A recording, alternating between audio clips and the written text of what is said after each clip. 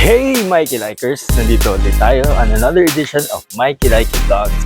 At samahan niyo ako as I check out a relatively new resort and event center na perfect to beat the summer heat para sa pamilya, kada, kusina, jowa o pamilya na very accessible right at the heart of Batangas City.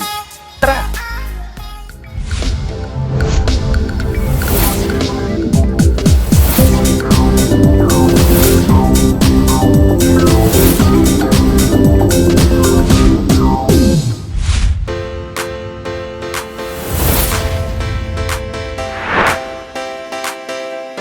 For today's VisiBiz episode, I will be visiting one of the newest relaxation and summer destinations dito sa Batangas City. And that's none other than Golden Tamaraw dito sa Talumpok West, Batangas City. Built with the Batanggenyo family in mind, ang resort na ito ay para talaga sa atin. Presyong abot kaya, lugar na presko, at experience na hindi mo makakalimutan. Tara, samahan niyo ako sa pabilis na silip sa kabuuan ng resort.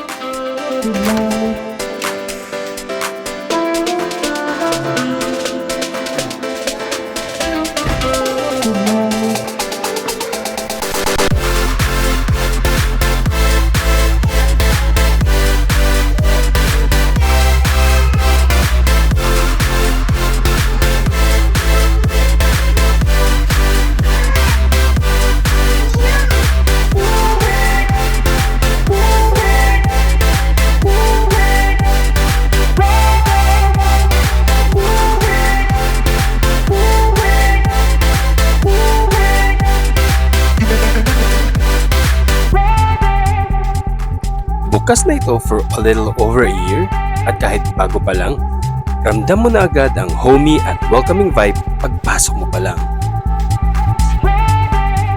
Around 60% pa lang ang natatapos pero panalo na agad ang vibes. Mapapansin mo na may mga ginagawa pa, may mga sarado pang areas, pero ramdam mo na ang potential ng lugar. Mavivisualize mo na that this place is meant as a space to bond, space to celebrate, at syempre, space to breathe. At speaking of celebration, hindi lang ito para sa simpleng family outing. Ginaganap din dito ang mga kasalan, bunyagan, birthdays, at company events tulad ng seminars at team buildings. Kaya kahit workman o leisure, swak ang tambay dito.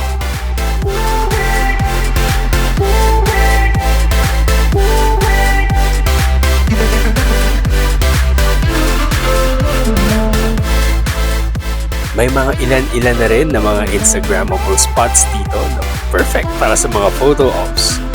Pero kung nakukulangan ka pa, don't worry dahil madami pang highlights at amenities ang idadagdag sa mga susunod na buwan.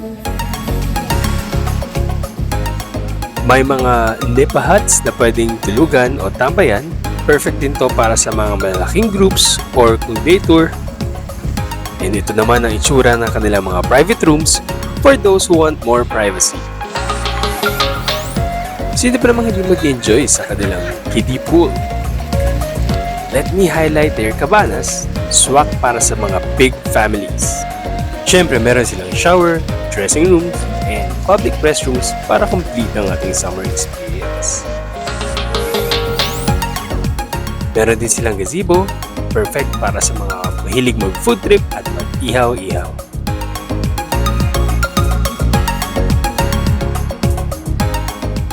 Habang naghihintay sa family villas, meron naman silang family rooms na perfect na rin para sa mas malalaking pamilya na kumpleto na ang mga gamit for cooking and dining.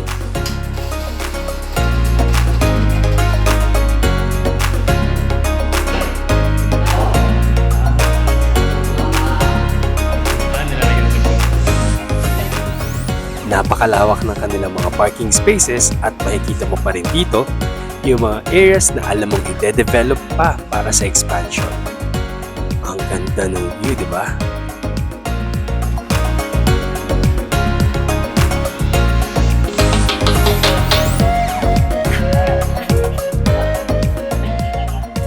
At napakaswerte natin ngayon dahil makakakwentuhan ko ang may-ari mismo ng resort, si Mr. Manuelito Papa, at ang marketing specialist ng kanyang anak na si Miss Maria Michelle Papa. So sir, bakit nga po ba resort ang ating naisip ng negosyo? Kasi ako ay nga sa Punsoy, ako ay ang aking napupunsoy ay sa liquid. Hindi tayo ng tayo kaya marami yung nalulugi, bumabagsak. Dapat nagpapapunsoy muna. Kaya naniniwala ako sa Punsoy. Sabi niyo po kanina na kayo po ay taga Alangilan. Alangilan. Bakit po tayo nakarating sa Alangilan? At taga rito yung mismo yung misis ko. Binili ko yan, then bundok nga, mahirap i-develop pero pinagtiyagaan kong ma-develop yan hanggang sa kinalabsan. So, ang goal po natin dito ngayon is pakinggan niyo po ng mga bisita, mga pamilya po. Ang pamilya, mga team building ng mga company, weddings, mga birthday. Yeah, marami lahat ng all occasion. Marami nang naganap dito, hindi na lang sandaan. Napakarami na rin. Hindi pa nga tapos kinukuha na ng mga tao. Pinupuntahan na. Kasi napakaganda ng view. Hindi naman sa pa. Parang ang dami pa pong mga ginagawa sa mga areas dito ongoing. sa resort. So, although operational na, pero ano pa po yung aasahan ng mga gusto pumunta po dito sa hinaharap? Yung aking mga dinidesign ng mga view deck, and then mga flowers, Court. tsaka itong mga court, volleyball, basketballan, ongoing na naman sila. So hindi pala ang dire-diretso kasi ang plan natin ay kung saan maganda dapat nating ilagay. Ano po yung vision natin na parang role or yung purpose po ng pagkaroon po natin ng resort para po sa ating mga customers? Stress-free.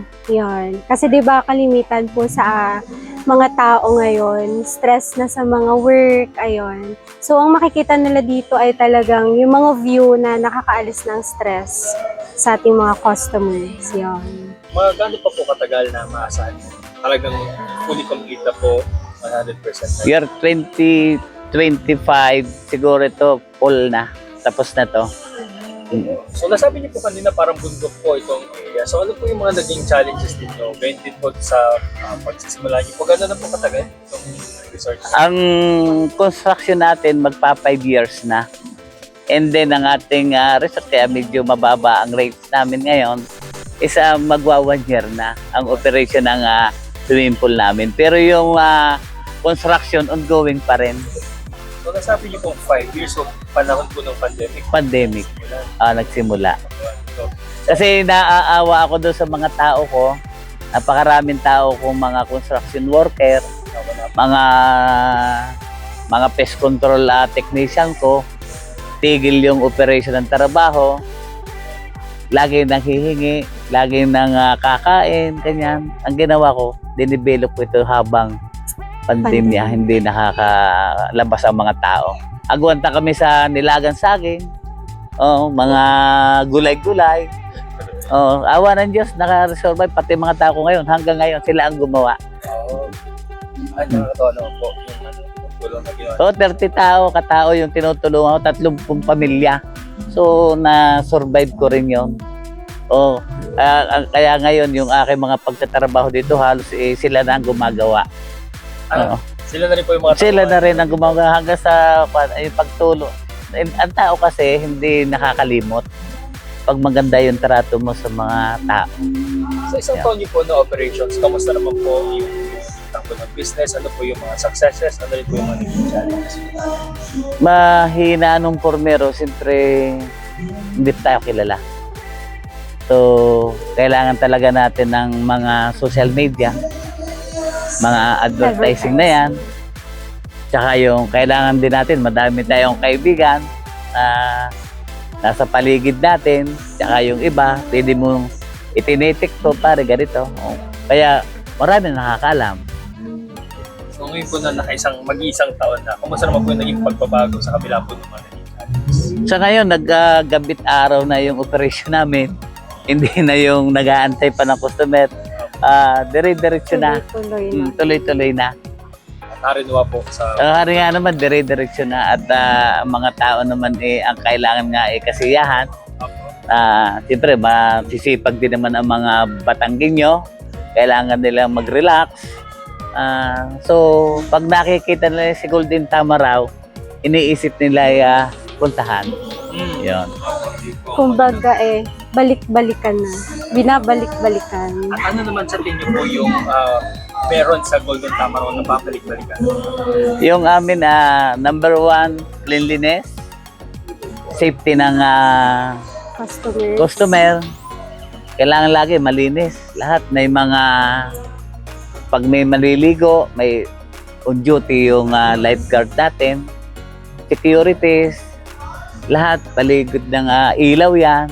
So, lalo sa gabi, masasaya yung mga tao nakikita. Nararamdaman ko na napakadami ng taong nagsasaya. Kaya para din sa akin, ako isa taong nai-stress. Nakakawala ng stress yung ang kapwa mo masaya. Yeah. Tsaka po view ng resort yan. Yung Talagang view, number babalikan 1. din. Kaya lalagyan ko ng view deck. Palagi na ang tinanaw yung bundok ng Banoy. Ano bang bundok yan? Ano bang sitio yan? So sa mga gusto po na magpunta dito, although hindi po ito syempre sobrang lapit sa bayan, ano po, so ano po yung best way na para marating sila dito at saan po nila kayo pwede? Sa May page po kami sa Facebook. Pwede nyo pong i-visit Golden Tamaraw. Tapos may contact number din po kami ng Daddy. Yan. Tapos paano po kayo makakapunta dito? Punta lang po kayo sa, kung Google. kayo ay commute, pwede nyo po siyang Google Maps. Tapos pag commute nga, as I says, sasakay kayo ng Libho, bababa ng Talipapa, tapos mag-tricycle na lang. ang pinakamadali kasi bypass, Dumuklay Road, Sitio Ay. Ginto. Ayun, madali na yon. Pamula SM hanggang Golden Tamaraw, mga 15 minutes drive. Pagka may dalang Pag may car. sasakyan. Pag may sasakyan. Biyahe, Pag biyahe, siguro mga 30 minutes. tapos Opo. tricycle po. Yeah.